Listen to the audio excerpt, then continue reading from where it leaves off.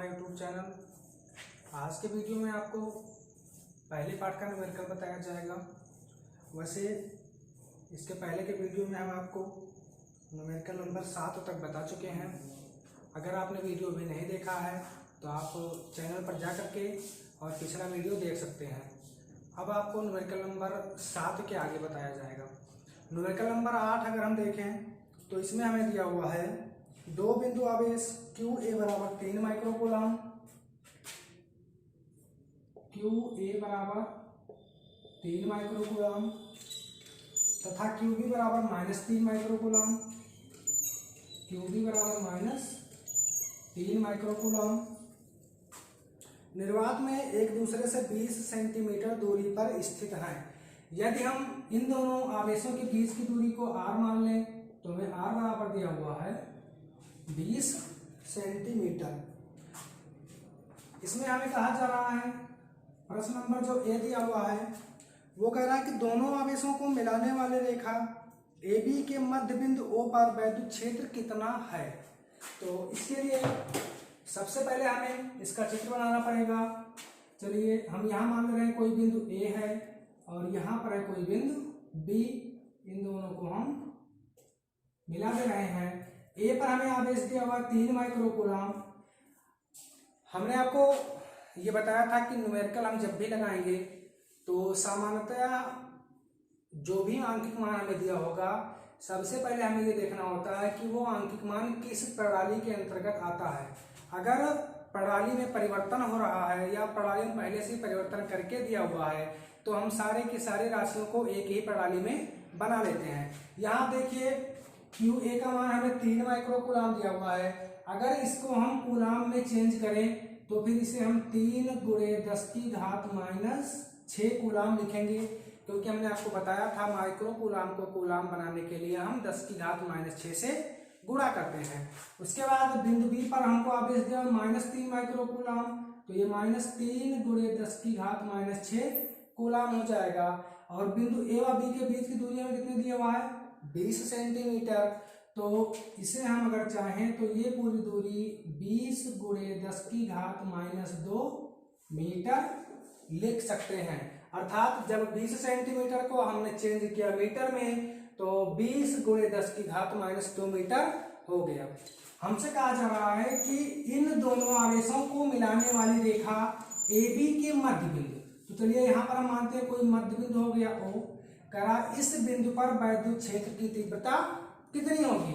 आप ध्यान दीजिए, यदि ए और बी के बीच की दूरी हमको 20 सेंटीमीटर दी हुई है या 20 × 10⁻² मीटर दिया हुआ है, तो जब O मध्य बिंदु हो गया तो ये दूरी और ये दूरी दोनों क्या होंगी, पूरे की आधी आधी। अर्थात ये हो जाएगा 10 × 10⁻² मीटर और ये भी हो जाएगा 10 × 10⁻² मीटर। अब इसमें ध्यान देने वाली बात क्या है कि जब हम वैद्युत क्षेत्र की तीव्रता निकालेंगे तो बिंदु O पर आवेश 3 × 10⁻⁶ कूलम के कारण वैद्युत क्षेत्र की तीव्रता हमको अलग प्राप्त होगी और आवेश बी पर स्थित -3 × 10⁻⁶ कूलम के कारण वैद्युत क्षेत्र की तीव्रता हमको अलग प्राप्त होगी। मतलब यह हुआ कि जब हम बिंदु O पर वैद्युत क्षेत्र की तीव्रता ज्ञात करेंगे तो हमें ए व बी दोनों पर स्थित आवेशों के कारण अलग अलग वैद्युत क्षेत्र की तीव्रता ज्ञात करनी पड़ेगी। लेकिन अगर हम चाहें तो इस क्वेश्चन में हम दोनों के बीच की या बिंदु ए और बी दोनों पर स्थित आवेशों के कारण वैद्युत क्षेत्र की तीव्रता अलग अलग ना ज्ञात करके इकट्ठे ज्ञात कर सकते हैं। उसका कारण क्या है कि बिंदु ए पर आवेश कितना लिखा हुआ है 3 × 10⁻⁶ कूलम और बिंदु बी पर आवेश कितना है -3 × 10⁻⁶ कूलम। वैद्युत क्षेत्र की तीव्रता निकालते समय हमें धनात्मक या ऋणात्मक आवेश से कोई मतलब नहीं रह जाता। तो जब हमें चिन्ह से कोई मतलब नहीं रह जाएगा तो ये भी 3 × 10⁻⁶ कूलम और ये भी 3 × 10⁻⁶ कूलम। उसके बाद मध्य बिंदु O से A की दूरी कितनी है 10 × 10⁻² मीटर और मध्य बिंदु O से B की दूरी भी 10 × 10⁻² मीटर है।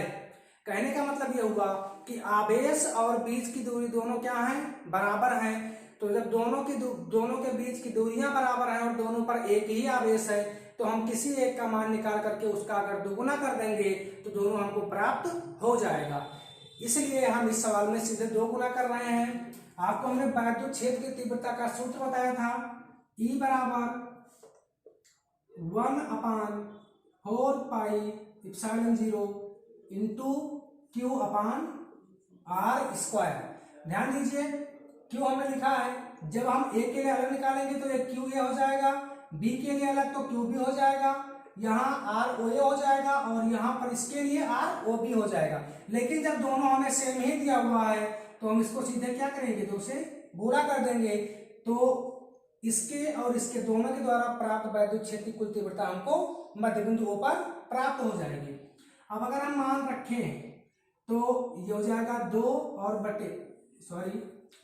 और गुणे 1/4 पाई एप्सिलॉन 0, ये कांस्टेंट राशि है और इसका मान 9 गुणे 10 की घात 9 न्यूटन मीटर स्क्वायर प्रति कूलम स्क्वायर होता है, गुणे Q। तो Q के लिए हम चाहे A पर स्थित आवेश रखें या B पर स्थित आवेश रखें, दोनों एक ही है, तो 3 गुणे 10 की घात -6 और बटे R स्क्वायर दिया हुआ है और R का मान हमारे पास है 10 गुणे 10 की घात -2 और पूरे का होल स्क्वायर। यहाँ ध्यान दे देना है कि हमने R के लिए यहाँ पर 20 सेंटीमीटर लिखा था, लेकिन इस सूत्र में जैसा हमने आपको बताया कि मध्य बिंदु O से हमने A और B दोनों के बीच की दूरी निकाली है और उसका हमने क्या किया है, पूरे फार्मूले में हमने 2 से गुणा कर दिया है। गुणा क्यों किया है ये भी मैंने आपको बता रखा है, या अपनी संतुष्टि के लिए आप चाहें तो R O A into O B भी लिख सकते हैं या सीधे R स्क्वायर ही लिख सकते हैं, कोई दिक्कत नहीं है। अब अगर इसको सॉल्व किया जाए तो E बराबर 2 9 18, या इसको रहने दीजिए अभी, 2 गुणे 9 गुणे 3 और गुणे 10 की घात 9 -6, तो 9 -6 देखिए जब दोनों के आधार बराबर हैं और घातें प्लस माइनस है तो घट जाएंगी, और 9 -6 3 हो गया और 10 का स्क्वायर 100, या अगर हम चाहें तो 100 को हम 10 का स्क्वायर लिख सकते हैं और 10 की घात -2 का स्क्वायर 10 की घात -4। अब अगर इसे हम हल करें तो E बराबर 2 9 18 और 18 3 54 गुणे 10 की घात 3, 10 की घात 2 प्लस में 10 की घात -4, तो -4 और +2 हो जाएगा 10 की घात -2। अगर हम इस घात को ऊपर लेकर के जाएं तो जैसा कि हमने आपको बताया था, जब भी हम 10 की घात के किसी भी पद को अंश से हर में या हर से अंश में लेकर के आते हैं तो घात का जो चिन्ह होता है वो बदल जाता है। तो यहाँ पर अगर माइनस है तो ऊपर जाने पर वो प्लस हो जाएगा, तो ये हो जाएगा E बराबर 54 गुणे 10 की घात 3 और गुणे 10 की घात 2, या E बराबर 54 गुणे 10 की घात 3 और 2 5, या E बराबर 5.4 गुणे 10 की घात 6। ये आपको मध्य बिंदु O पर कुल वैद्युत क्षेत्र की तीव्रता आपको प्राप्त हो गई। ये हमारा पार्ट A नंबर था। उसके बाद B नंबर में हमसे कहा जा रहा है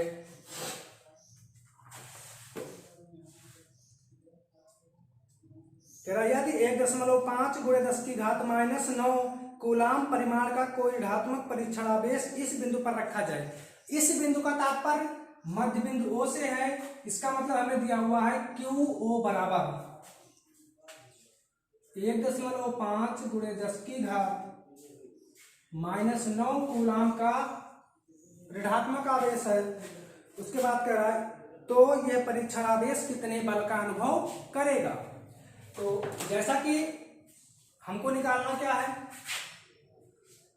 वैद्युत बल, और हमारे पास पहले से ही E का संपूर्ण मान आ चुका है।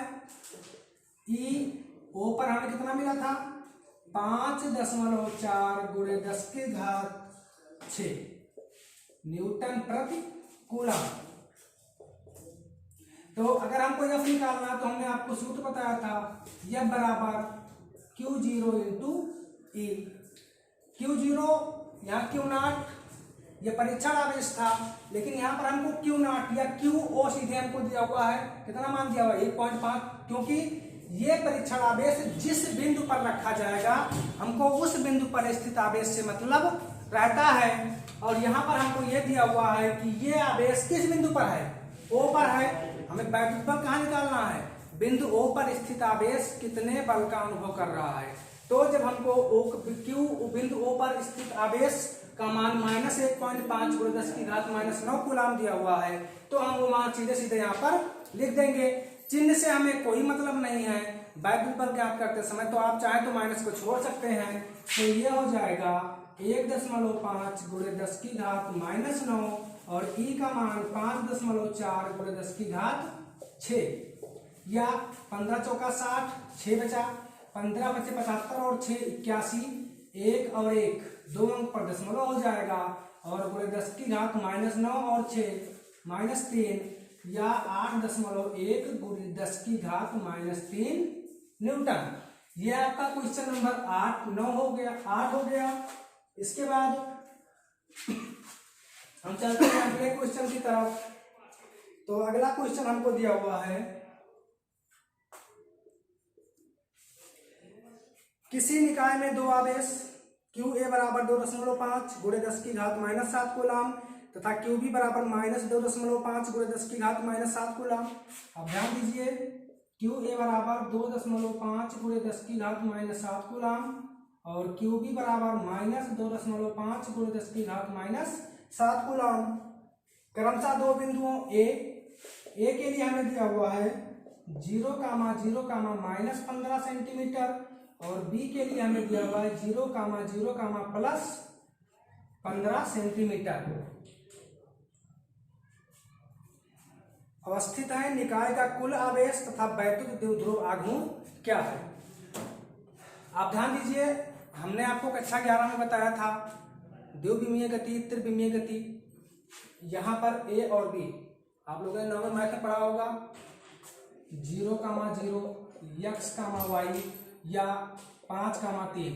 जब भी ऐसा कोई मान आता था तो हम ये मानते थे कि कोई ऐसा पिंड है जो x और y दो अक्षों पर गति कर रहा है या दोनों अक्षों के बीच गति कर रहा है, या हम ये भी मान लेते थे कि ऐसा कोई पिंड है जो चतुर्थांश के अनुदिश गति कर रहा है।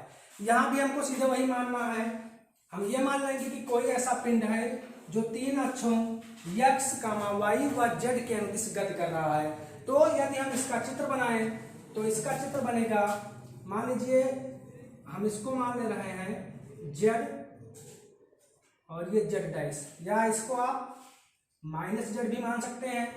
इसको आप मान लीजिए ये x अक्ष हो गया और इसको मान लीजिए ये y अक्ष हो गया। अब ध्यान दीजिए, यहाँ पर हमें दूरी क्या दी हुई है, A के लिए 0, 0, -15 और B के लिए 0, 0, +15।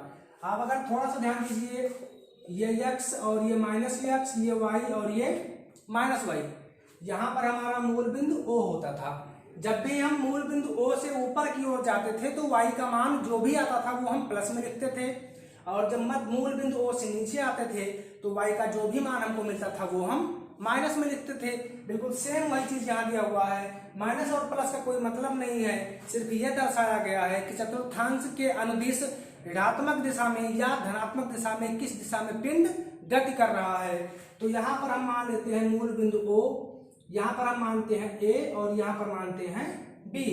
A पर हमको आवेश दिया हुआ है 2.5 × 10⁻⁷ कूलाम और B पर हमें आवेश दिया हुआ है -2.5 × 10⁻⁷ कूलाम।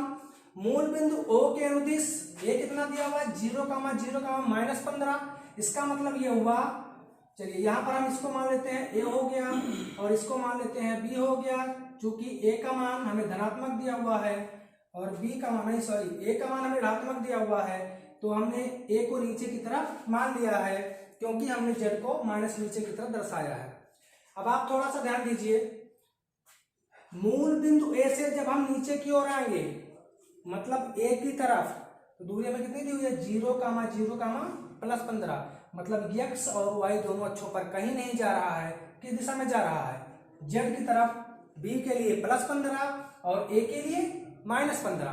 तो -15 का मतलब ये हुआ कि बिंदु A नीचे की तरफ है और मध्य बिंदु O से दूरी कितनी दी हुई है 15 सेंटीमीटर, और B के लिए +15 है मतलब ऊपर की तरफ जा रहे हैं, और ये दूरी भी हमको कितनी दी हुई है 15 सेंटीमीटर। कहने का मतलब ये हुआ कि बिंदु ए व बी के बीच की कुल दूरी कितनी हो गई, 15 और 15 30 सेंटीमीटर। तो अगर हम चाहें तो दोनों के बीच की दूरी हम r मान सकते हैं और r का मान हमें दिया हुआ है 30 सेंटीमीटर। चूंकि ए और बी पर स्थित जो भी आवेश है वो हमें कूलाम में दिया हुआ है, तो यहाँ पर हमको इसको चेंज करना पड़ेगा। और जब हम सेंटीमीटर को मीटर बनाएंगे तो 10 की घात -2 से गुणा कर देंगे। अब इसमें जो पार्ट फर्स्ट था हमारा वो कह रहा था कि निकाय का कुल आवेश। तो जब हम निकाय का कुल आवेश निकालेंगे तो Q बराबर QA प्लस QB हो जाएगा। और QA का मान हमें दिया हुआ है 2.5 × 10 की घात -7 कूलाम और QB का मान दिया हुआ है -2.5 × 10 की घात -7 कूलाम। अगर इसे हम हल करें तो ये 2.5 × 10 की घात -7 प्लस और माइनस -2.5 × 10 की घात -7। यहाँ आप देख सकते हैं दोनों आवेश एक जैसे हैं, केवल चिन्ह के बीच में क्या है माइनस। ये टोटल क्या हो जाएगा 0 कूलाम। उसके बाद पार्ट बी में हमसे कहा जा रहा है तथा वैद्युत द्विध्रुव आघूर्ण क्या है। वैद्युत द्विध्रुव आघूर्ण मतलब P बराबर हमें ज्ञात करना है। वैद्युत द्विध्रुव आघूर्ण के लिए हमने आपको सूत्र बताया था P बराबर 2QL। यहाँ पर सबसे ज्यादा महत्वपूर्ण बात यह है कि ये दो कांस्टेंट नंबर नहीं है, बल्कि यहां से Q अलग है और 2L एक साथ है। और इस 2L का मतलब ये हुआ कि दोनों आवेशों के बीच की कुल दूरी। यहां पर आप देख सकते हैं बिंदु A और B के बीच की कुल दूरी जिसको हमने R माना है वो क्या हो जाएगा 2L। और इसका मान कितना हो जाएगा 30 × 10 की घात -2 मीटर। यह आपको हमेशा ध्यान रखना है कि 2 का मान अलग और L का मान अलग अलग आपको नहीं रखना है। यदि आप अलग अलग रख रहे हैं तो फिर मूल बिंदु O के परितः हमको एक ही तरफ की दूरी लेनी पड़ेगी। अगर आप पूरी दूरी 30 सेंटीमीटर या 30 × 10 की घात -2 मीटर लेकर के फिर आप 2 से गुणा करते हैं तो आपका सवाल गलत हो जाएगा। तो यदि इसे हम हल करें तो P बराबर Q का मतलब दोनों आवेशों में से कोई भी एक आवेश। तो हम चाहे तो 2.5 × 10 की घात -7 कूलाम ले या -2.5 × 10 की घात -7 कूलाम ले। क्योंकि वैद्युत द्विध्रुव आघूर्ण निकालते समय हमें चिन्ह से कोई मतलब नहीं होता, तो फिर दोनों आवेश एक ही जैसे हो गए, हम चाहे जो लिख सकते हैं। और 2L का मान हमारे पास है 30 × 10 की घात -2। यदि इसे हल किया जाए तो 25 शून्यम 0 और 25 × 75 एक अंक पर दशमलव और × 10 की घात -7 और -2 -9 या 7.5 × 10 की घात -8। यहाँ ध्यान दीजिए दशमलव को हम एक अंक बाईं ओर लेकर के आए हैं और जब भी दशमलव एक अंक बाईं ओर आता है तो 10 की घात 1 प्लस में बढ़ जाता है। तो जब 10 की 1 घात प्लस में बढ़ेगी तो ये -9 दिया हुआ है और -9 प्लस 1 कितना हो जाएगा -8। यह है क्या वैद्युत द्विध्रुव का आघूर्ण और इसका मात्रक हो जाएगा कूलाम मीटर। इसके आगे का जो भी न्यूमेरिकल है वो आपको अगले वीडियो में बताया जाएगा। अगर आपको इस पूरे वीडियो में कहीं भी दिक्कत है तो आप नीचे कमेंट कर सकते हैं, अगले वीडियो में आपकी वो समस्या दूर कर दी जाएगी।